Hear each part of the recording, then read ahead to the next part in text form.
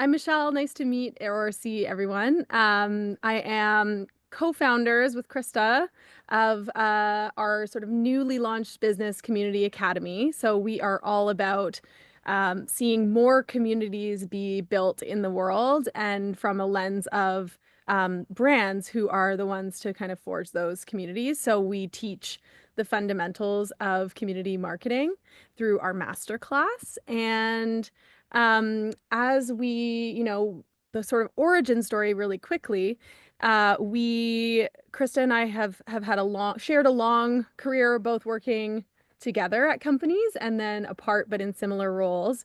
And we have carried a passion for community building throughout our whole careers.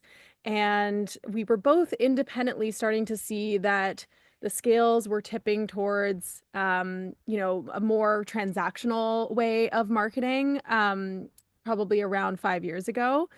And then thankfully, we started to see a bit of a pendulum swing toward, brands realizing that, what we actually, in order to be a going concern 5 and 10 years down the road, we need to be investing in brand and we need to be delivering our purpose in a more meaningful way. And so we thought, hey, why not team up and build out some training around how to do this, how to do it well. So that's what Community Academy is. And then BrandTogether is sort of like a sub-brand of our business, which really was all rooted in knowing the number of people that we have the delight and pleasure to know in our network who are also out there building communities in their own way, shape, and form. And we wanted to develop a space, a platform to host these conversations. So enter BrandTogether. And here we are. I think this is now our fourth edition, which we're so excited about, and we're so grateful to have Danielle as our June guest. Christa, I'll kick it over to you to formally introduce her. I will. And as I introduce Danielle, I want to invite you all to take a moment to just start. Let's get the chat fired up and going. And if you could share where you're joining from, the brand you're representing, if that applies to you, the brand or business that you're repping, and what inspired you to join our convo today. So I'll let you think about that and start to populate the chat at the same time as I introduce our new friend, Danielle. I am so grateful that the universe brought us together in some recently in some sort of unique circumstances. And we were exploring an opportunity to work together, which didn't work out in the original concept that we were dreaming. And Michelle and I knew really quickly after working with Danielle for a short period of time that there was a lot of alignment, and that we were inspired by the incredible community that she has been building over recent years, which we're so excited for you to learn a little bit more about. So Danielle is a new friend, and it feels like we've known each other for much longer than we have. She's coming to us from, I might butcher this, Northern California, but is it actually the Bay Area? Yeah. No, El Dorado Hills, near Sacramento. That's right. Close. Oh, go ahead. Were you going to say the town? Oh, El Dorado Hills. It's near Sacramento. Perfect. Okay, so Danielle comes to us from California this morning, and she has founded something called Mother Collective, and we'll make sure we share some of those details with you. And I'm going to let Danielle tell her own founding story, but Michelle and I are really quite wildly inspired by the movement that she is building. And every year she brings together some incredible adventurous and creative moms in the context of retreat setting. I'll let her tell you more. She's also the creative force behind the Lillian photography, which must come in really handy for you in all of your lines of work. But I'm going to let Danielle share a little bit more about who she is in a few moments, but we're grateful to know her and that she was willing to carve out time to be with us in person. And let me just say to all of you, we could make this a podcast, and one day we might. And I tell you, we get so excited to show up because you're here and to make this like live and interactive and engaging. So the structure of this conversation is that we're going to introduce Danielle with some rapid fire questions. Michelle and I have created some curious questions that we would love to hear from Danielle on, and then we're going to hold space for what's on your minds. So questions, comments, insights. We really want to make this conversational, so don't be shy to participate in the chat and even come off mute if and when you feel inspired. Over to you, Mish. Awesome. Well, I'm going to do a quick little shout out. Andrea is here. So for those who are podcast junkies, it's helpful that you have half Betty after your name, because Andrea is one of the co-hosts of an incredible podcast called Half Betty. So definitely go check that out. And what I love about one of the things, I love so many things about it, but I do love that you always start off sort of consistently by asking the same question. And our version of that is putting our guest on the hot seat so we can kind of set the tone and get lighthearted before we dive into the meatier part of the conversation. So Danielle, I'm going to throw some rapid fire questions your way. What is one word your friends would use to describe you? Loyal. I'm going to go with that. Oh, I love that. What's the first concert you ever attended? Color Me Bad, which ages me. But I have to just share, because I think this is the most foundational part of my entire identity. I got to go on stage with them. Whoa. As an 8-year-old.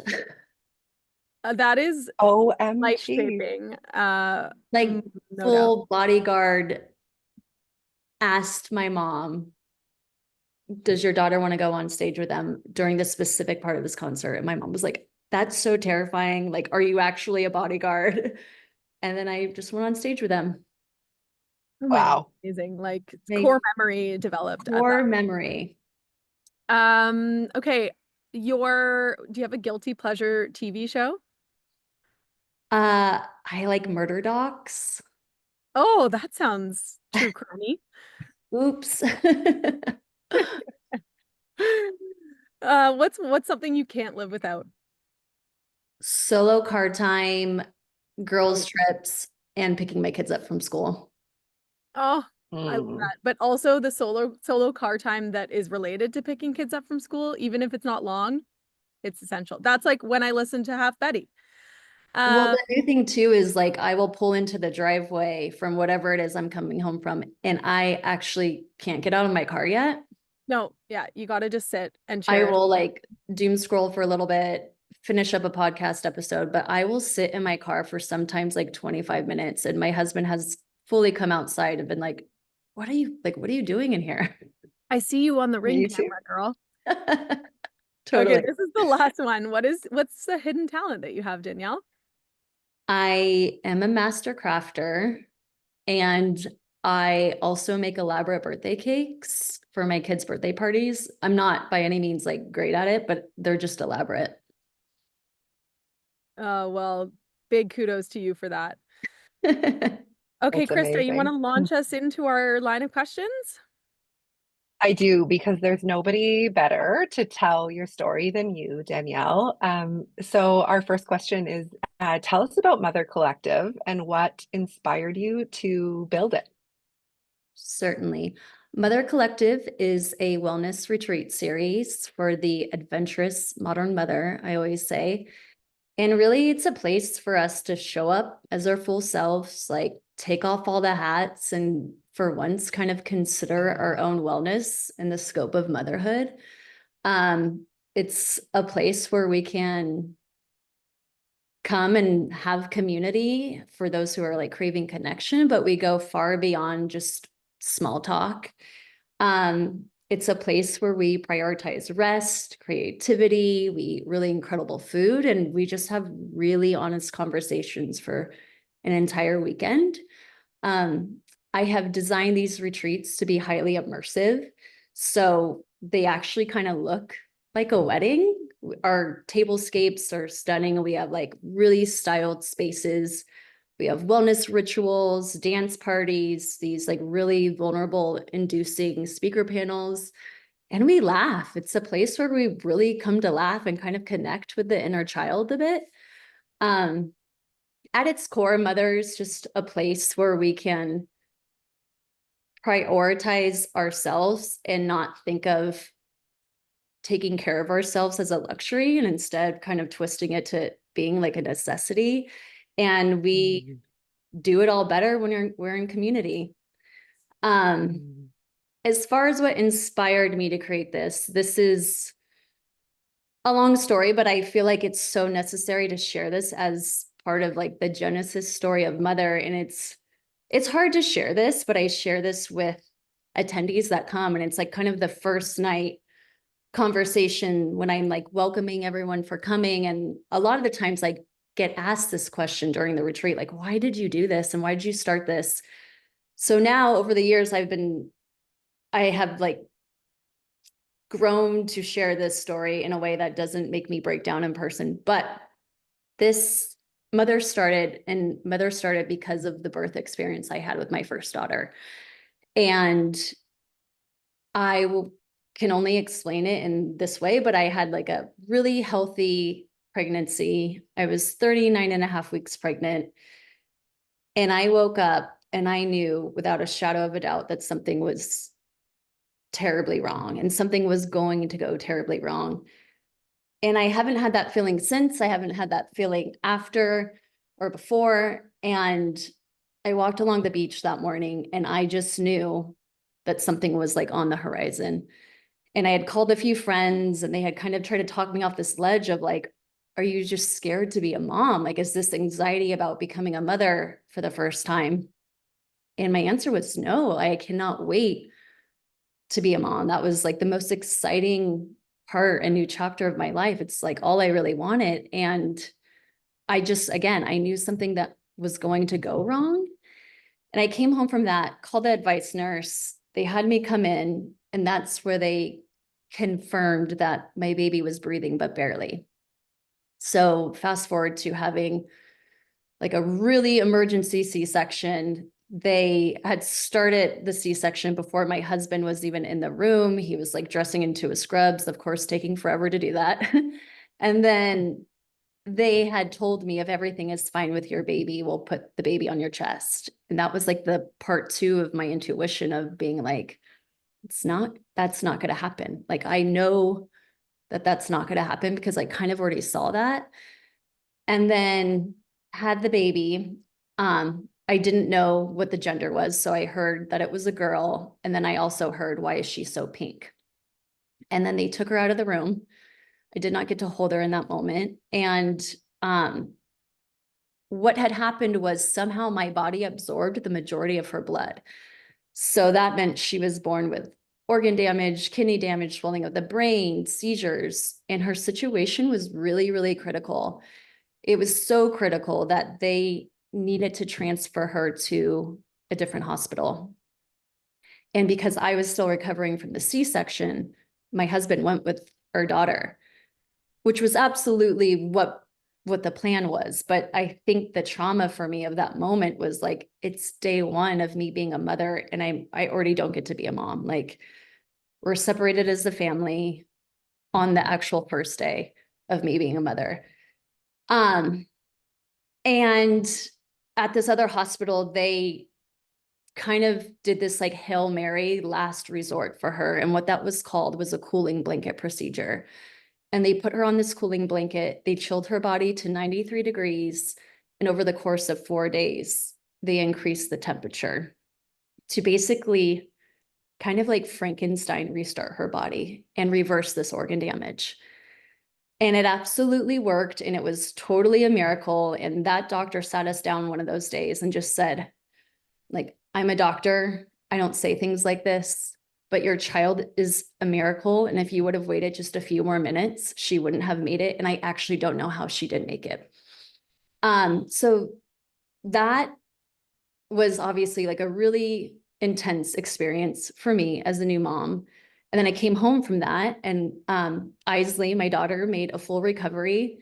We didn't really know what would be on the back end of these development things, but we were just kind of living in real time. And we were just so happy to be able to come home and live a normal life. as new parents, but I knew from day one that I was going to need community and I was going to need it quick.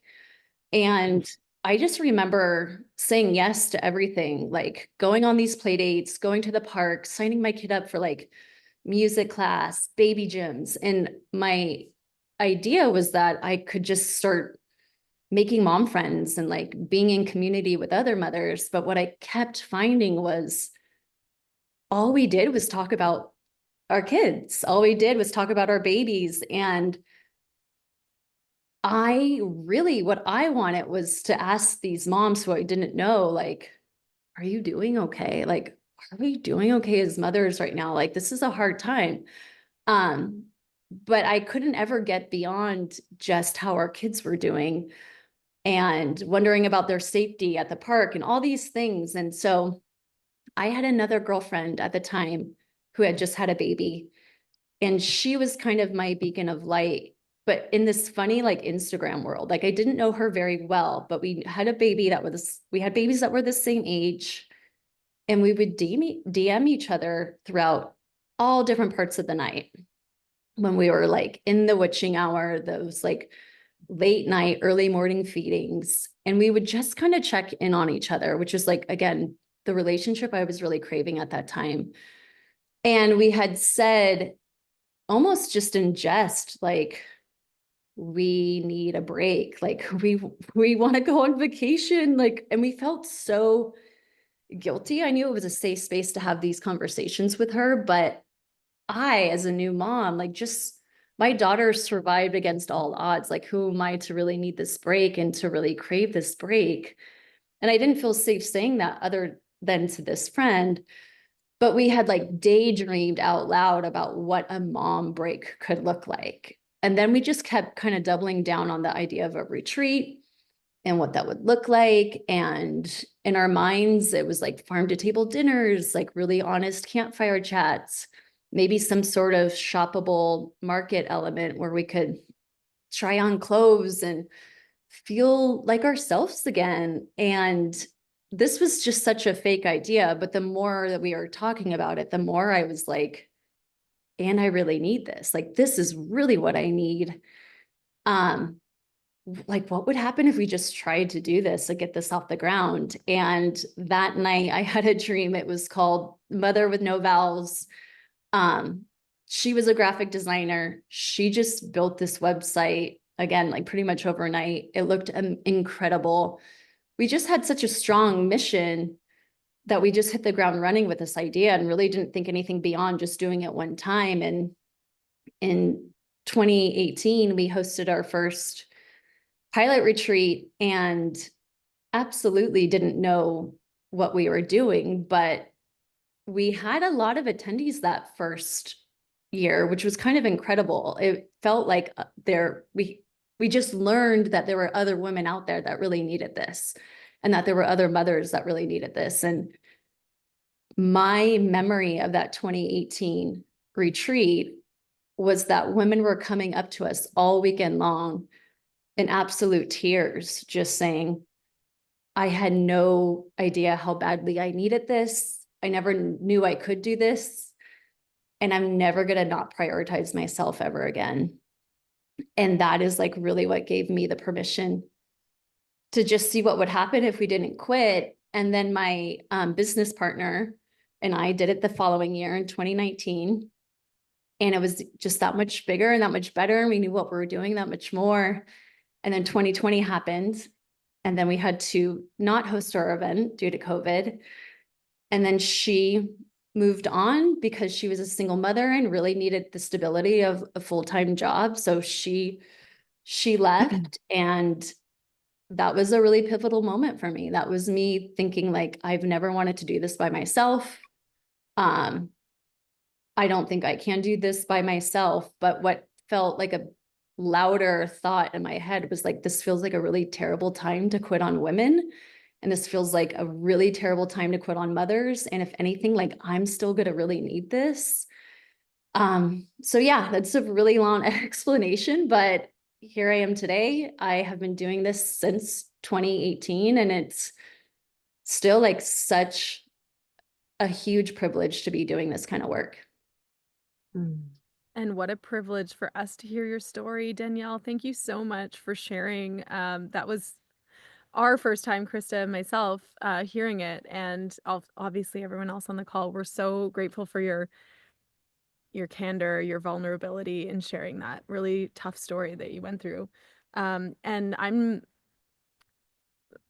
like, what you talked about, but something I'm definitely going to take away is your intuition and how strong that actually is showing up throughout the whole journey. Obviously, right at the beginning, with you just knowing that something was wrong, even though maybe there weren't any actual signs.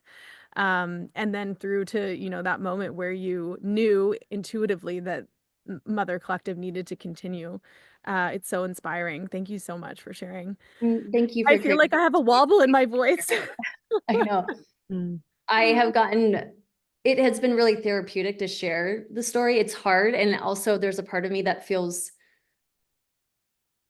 I have shared it a lot. So there are people in here that, like Tony, has heard that story multiple times. And I just have to tell myself, like, it's just the most authentic part of Mother. Like, even though I'm sharing this, it doesn't lose its authenticity. I've also just gotten better at not completely breaking down when I share the story. So it's been my own kind of journey to sharing, Well, you did a fantastic job. I will say that much.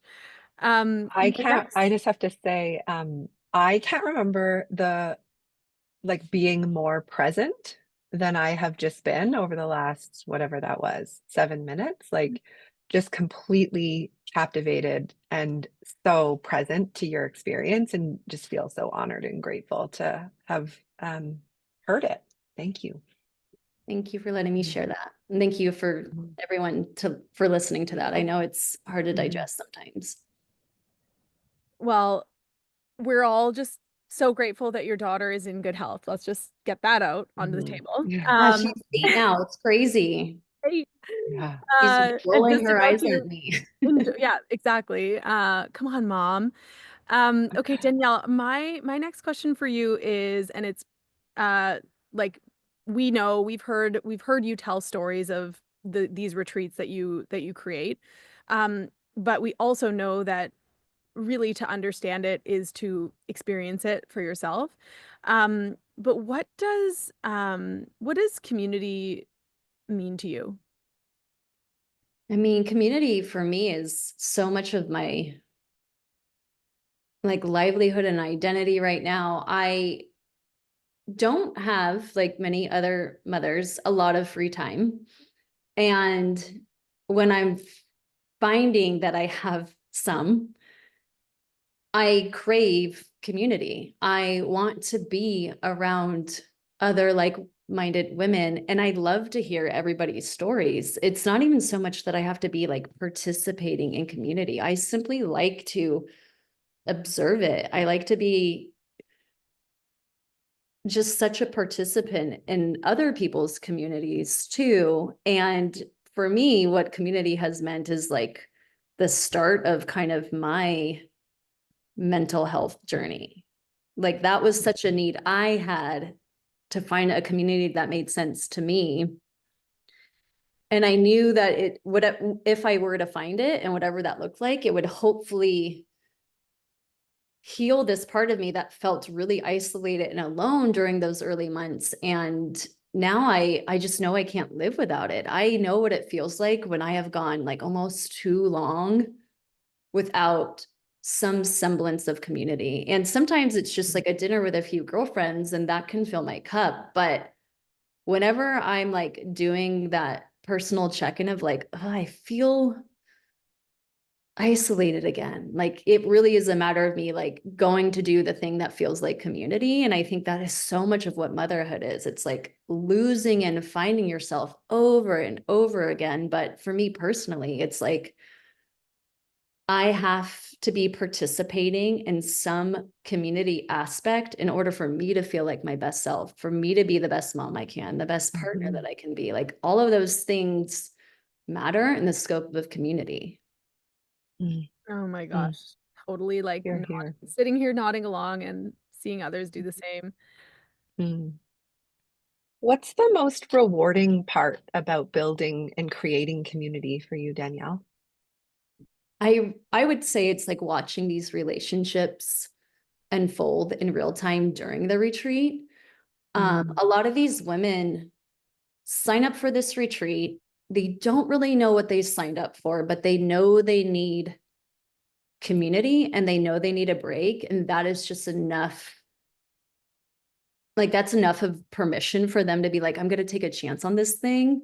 And maybe they know somebody that has gone, so it's been vetted that way. But when women, like this is the part that takes my breath away, because I always have nerves night one of the retreat. I've been planning this all year long, and it's like finally the event unfolding in real time. But time and time again, it's that night one, and women just show up and fully trust fall into the experience.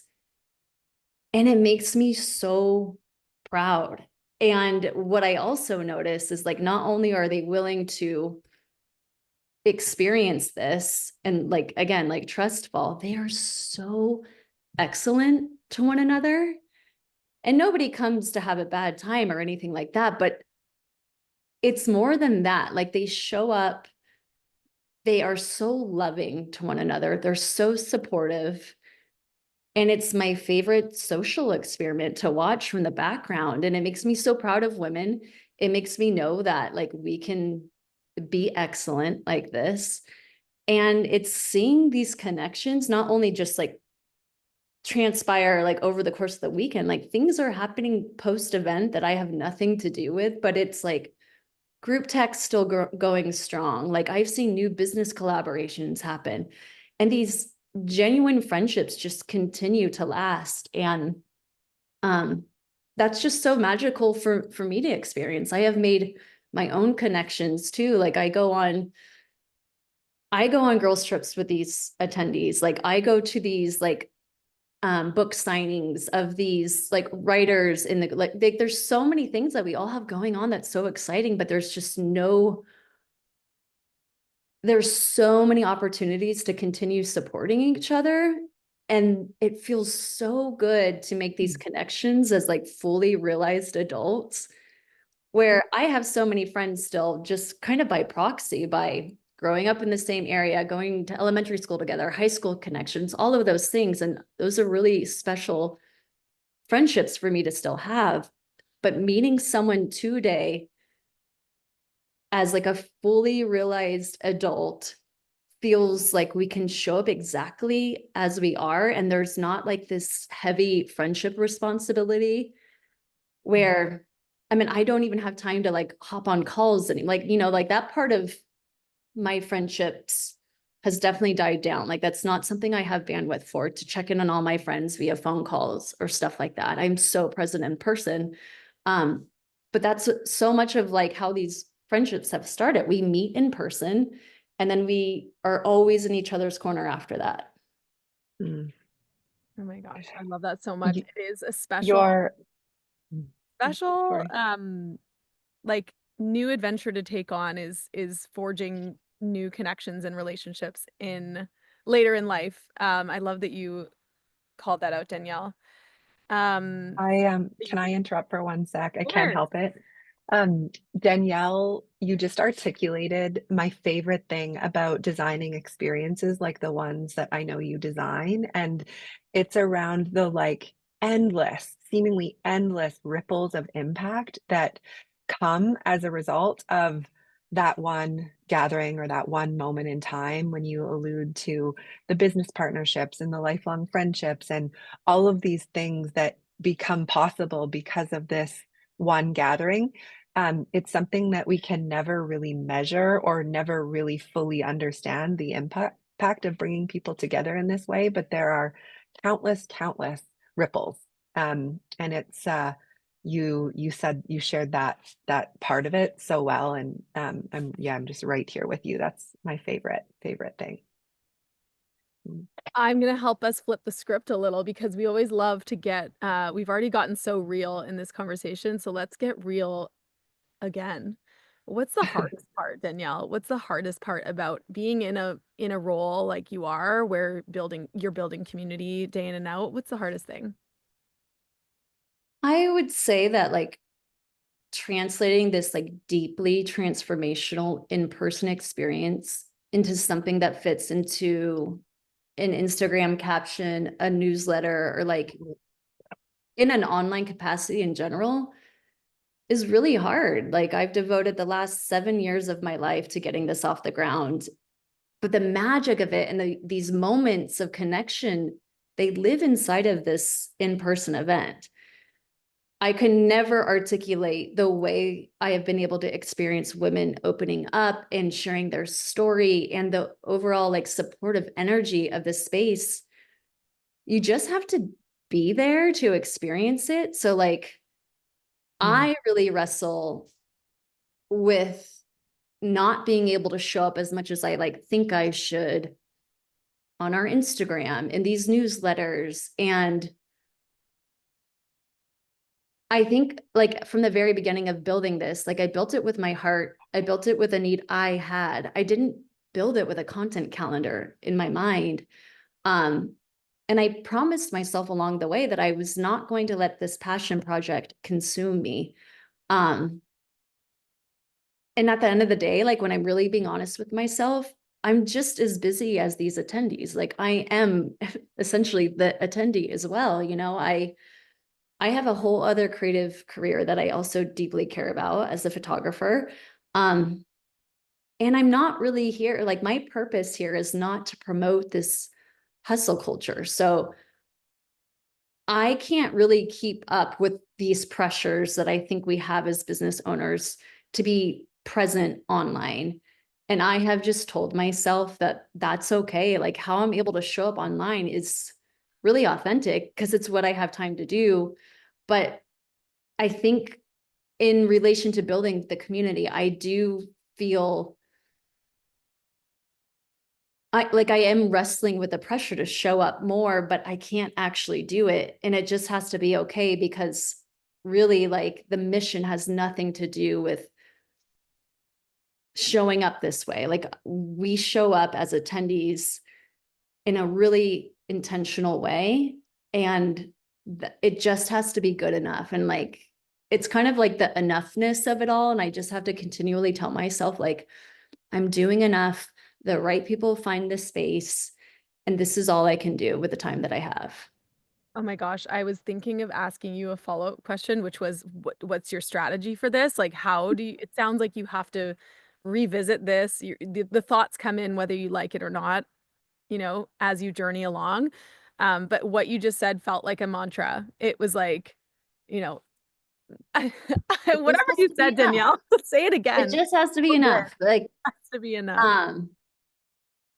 Yeah, I do get in my own way a lot with all of this because the three in me, the Enneagram 3 and the perfectionist is just like, I don't like showing up half-assed. So like I do care about what I post and I do care about what I write. And that leads to posting less. And I definitely don't send like it. I understand that people have never heard of this because I am also not, I don't have I wear all the hats with the business, like I don't have a social media manager. I don't have anybody doing marketing for me.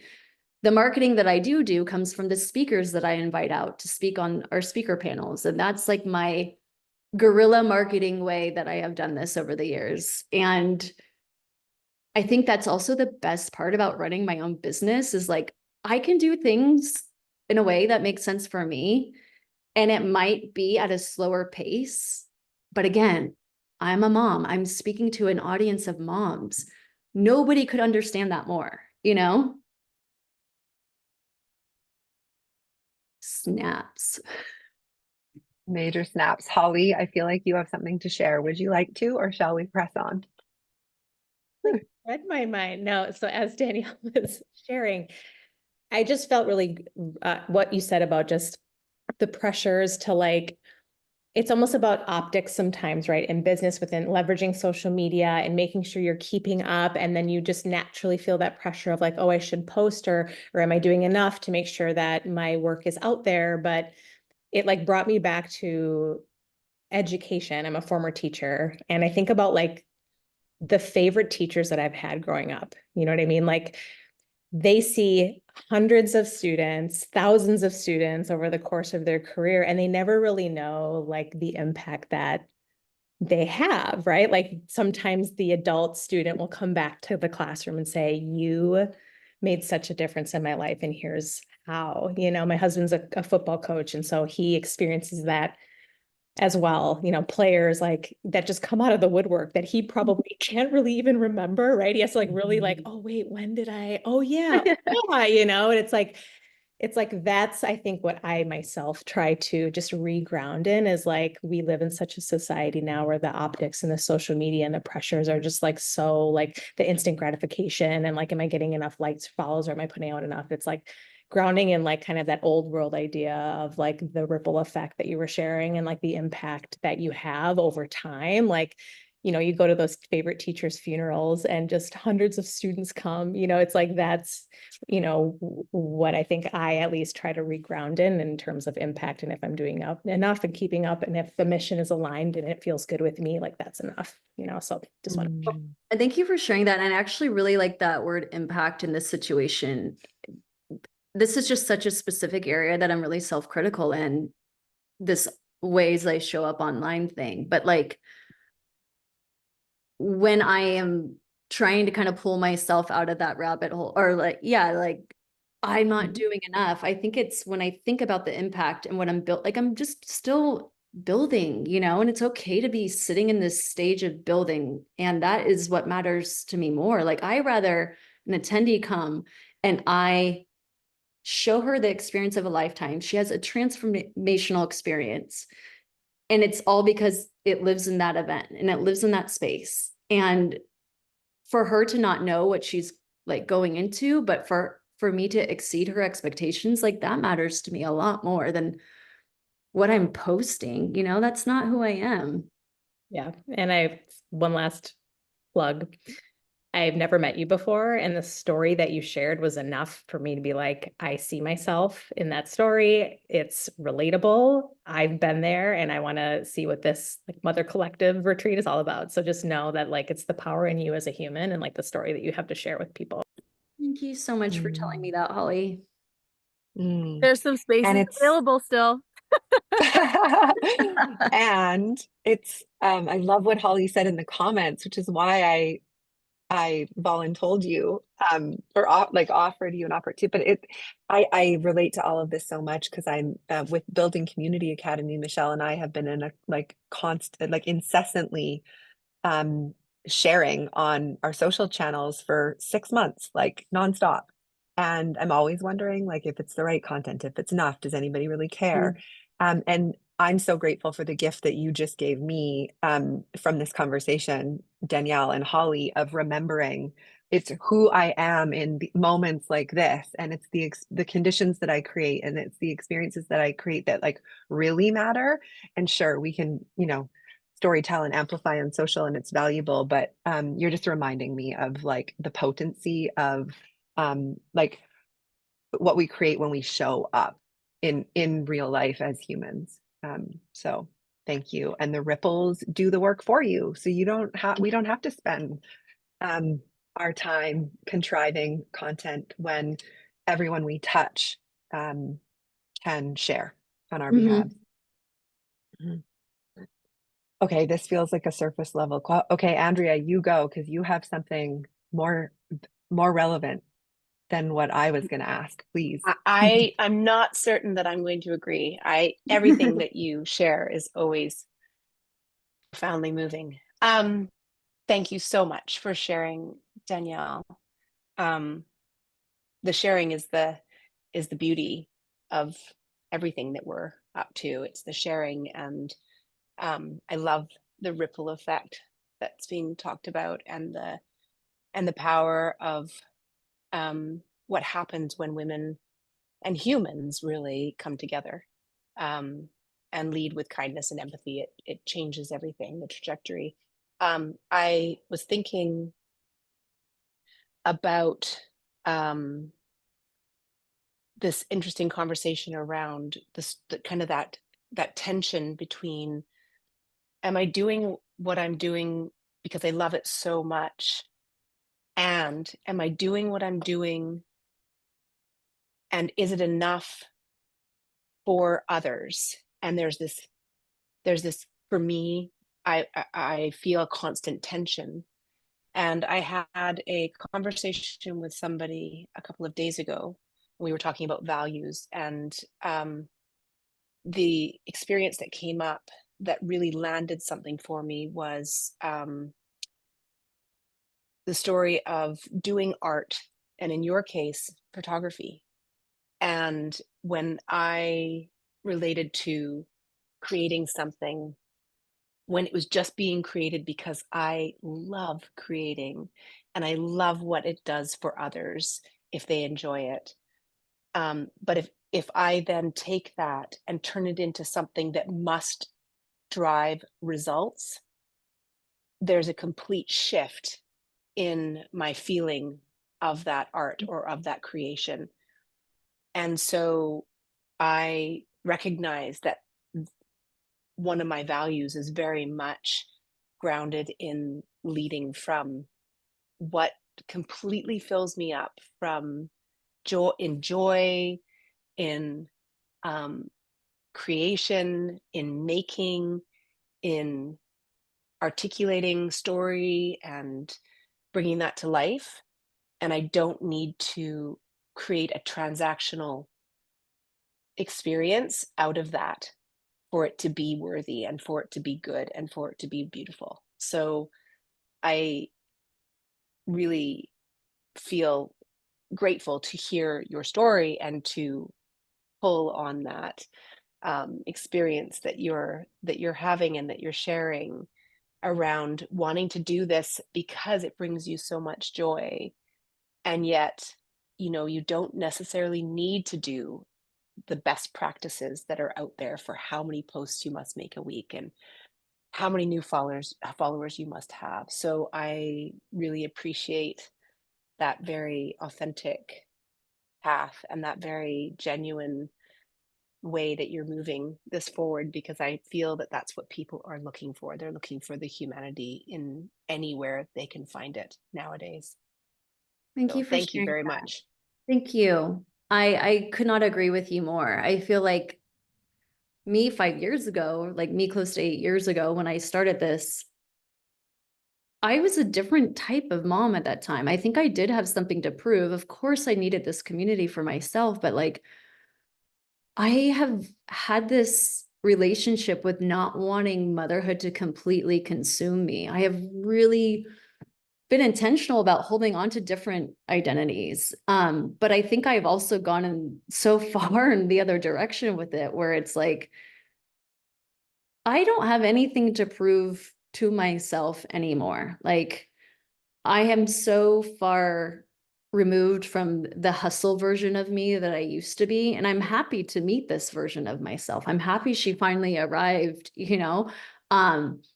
it just doesn't really feel like that's the world we live in as far as like building a business. It's like that hustle culture is just so ingrained and it's so visible to see. So it's like, I'm really trying to like almost celebrate this identity of like, what I do is enough. What I create is enough. I don't want to monetize everything I love.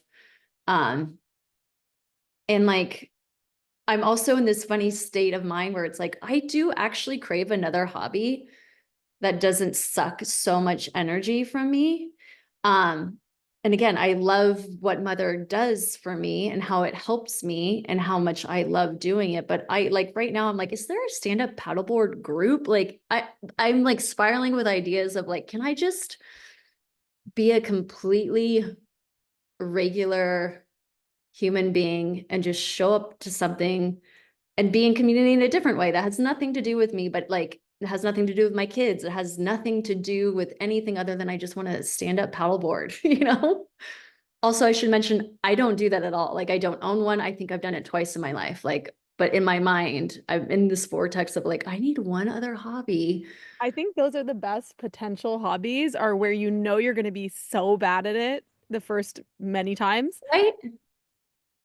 That's Being good at all the something. more reason to get into it. Like, who wants to do some pottery? Exactly. And everything feels like it's on the table for me right now. And it's a fun and funny place to be. Golf lessons, love that, Holly. Christa, I know we have a few more questions, but do you want to ask one more, or should we just open it up to the group? I'm more interested in hearing what is on your minds. So let's open it up for comments, insights. And I feel a checkout question brewing, which is kind of off script, but maybe we wrap with a checkout question at a couple of minutes before the hour. Love But that. let's hear from the group.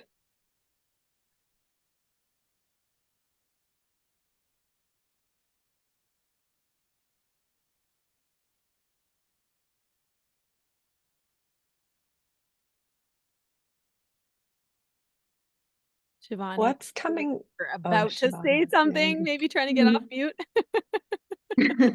It was a combination of trying to get off mute, but also what do I have to say before I get off mute? So it's both like, um, I have so many thoughts. I don't even know where to start. But Danielle, that was so for context, I'm not a mother yet. I have a few years till that point. But your story, of course, was so on one hand heartbreaking, but also so inspiring for your strength and your family's strength. And I can't even imagine going through that and what I just can't imagine what that must have been like for you.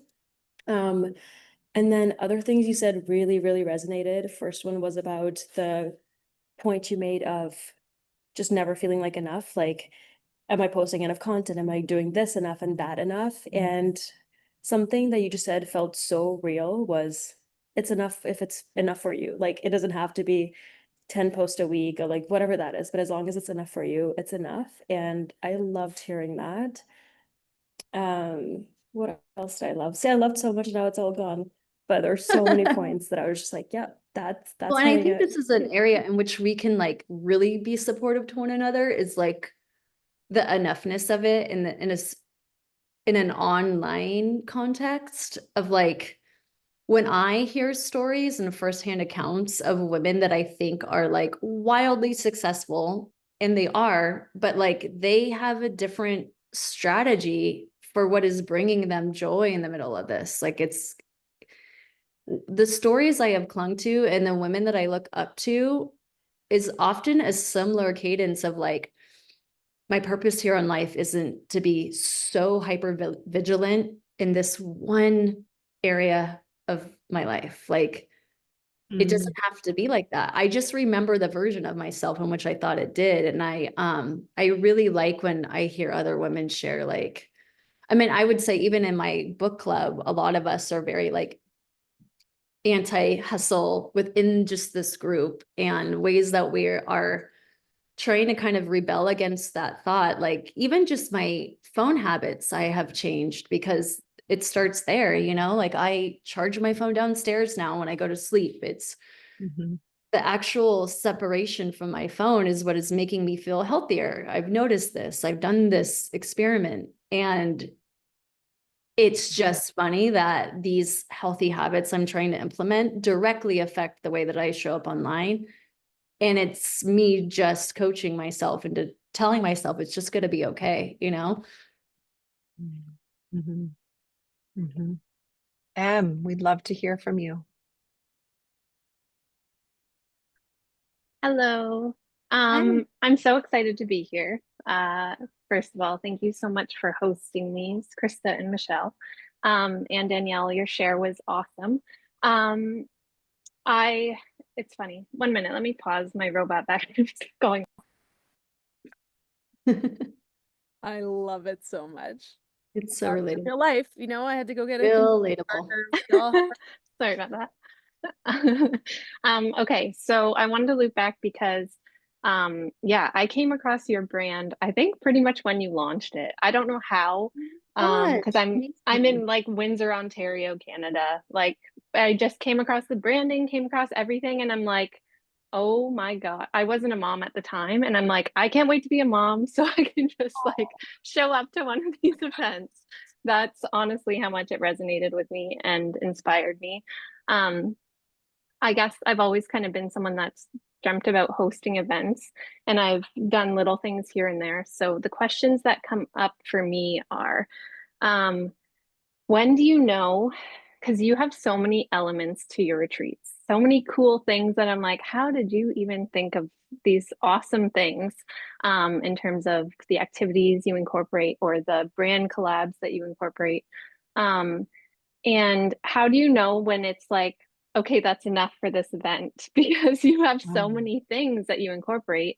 And then a second follow-up question is like, if you're open, how do you make money from it? Because I find like with me, even coming up with creative ideas, I I just found I'm like, I think I would just end up losing money because a lot of the things you want to do, people want to charge tons of money for it. Or so then by the time you put the price for the ticket, it's like, oh, $6,000. Okay, no one's gonna come. Right. So just the reality of that, if you can share those things. Yeah. I'll start with like how the schedule is and how I'm able to like basically curate it in such a way where like I know when enough is enough with that, I guess. And I mean, I'm in it right now. I'm still planning the retreats for this year. And whenever I'm curious if I'm offering enough or if I need to fill a space, I try to actually work backwards where it's like, okay, if I am building a business where rest is prioritized, where does that live on this schedule? And I know I just know that my attendees want opportunities to rest, stare into the abyss, like be silent, be introverted, but then be able to come back around for like a really awesome extroverted experience. But like everybody needs a chance to recharge their battery. So like I make sure that there's enough breaks, and there are often times where I will totally take something out just to put in a break. And I think people that are naturally introverted, when they look at the schedule, they are like clocking, like, here's all these opportunities in which I can recharge. So that's really important to me. I want to be able to speak to both, you know, really introverted people and really extroverted people, and come up with a schedule that can accommodate these two different types. But as far as like making money, yeah, I would love to know how. I will say, like, it has been such a crazy journey to learning from mistakes that I have made even years ago. And it comes down, like, this is not a really compelling story, but I think it's interesting to share because I used to partner with AutoCamp, which is like a glamping Yeah, I know it. A lot of people know it. They're beautiful, like they're objectively beautiful properties situated in nature. And that was a really important thing for what Mother is. Like I've always wanted it to be in nature, and I've always wanted us to have the opportunity to unplug, but I haven't wanted, I've loved the glamping aspect because it speaks to the adventurous audience that we have, but I haven't wanted anybody's comfort to be sacrificed. So like a high-end glamping facility is what made sense to me for years, until I have had to just look at the numbers and be like, this will never work. If I go at this rate, this is what I'm spending on the actual accommodations, and I can't do this anymore. I have been like aggressively undercharging, but attendees don't see it as that. And I don't know how to show that. So it's like, I need to do something with this venue, but will people come? Like if I just had trained my brain to almost tell myself that people come to my events because they want to stay at AutoCamp. And then I have finally in the last year and a half, like gained the confidence to be like, it's not AutoCamp. Like people will come, the people will come is like kind of what I've told myself. And making that shift from leaving AutoCamp to booking now like family owned private venues has changed my numbers completely, to the tune of I'm hosting 2 retreats for the price of 1 from AutoCamp, and I'm able to accommodate up to 60 attendees versus 40. So my numbers are completely different, but in 2025. So this is a whole lesson I have had to learn along the way. So it's like critically looking at the numbers, critically looking at the budget. And I've made so many mistakes along the way is what I'll say. Thank you. Of course. So good. I love the richness and the depth of this conversation and how quickly this community of like otherwise many strangers who've never met before have like bonded and come together in such a short amount of time. And Danielle, you're such a incredible facilitator of that quality of connection. So thank you. We are nearing the end of our time together, and I felt inspired to ask a question in the chat, which is optional for you to answer. You can, of course, take it away as an inquiry and sit with it. And I would love to know if there is something that has shifted for you in this conversation. What is that? What has shifted? I think And it's then like bringing, I feel you go. so safe in a group of women, and you don't have to be a mom for me to feel this way, but when women are together, even in this capacity, like even though this is a Zoom call and I've been like really leaning into offline lately, like I feel so always supported in this capacity. And we could be talking about what type of like mom bathing suits we're into these days, but like the fact that we are just in this together, and I love the energy from speaking with other women, and even all of you who are strangers minus Tony, your ability to listen to my story, just like that makes my day, and that makes me feel so seen. And like I just love any capacity in which we can just show up as our authentic selves. And this, it kind of reminds me that like you can have really intentional, authentic moments, even in the scope of being online and in Zoom calls. So thank you for hosting and like seeing me, Christa and Michelle, and like from day one, again, the scope in which we were about to work together and then weren't able to, like, I think there was something really kindred in how we met. And I'm like so happy that we get to just keep this connection. And I'm just trying to figure out how do I get myself to your retreats. I know. I want to take you all with me.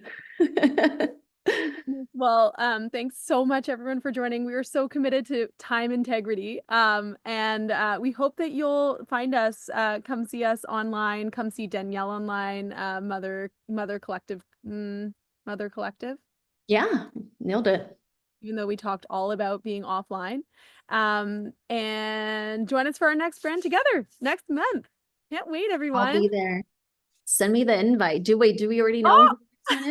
Isn't this so fun? Sorry.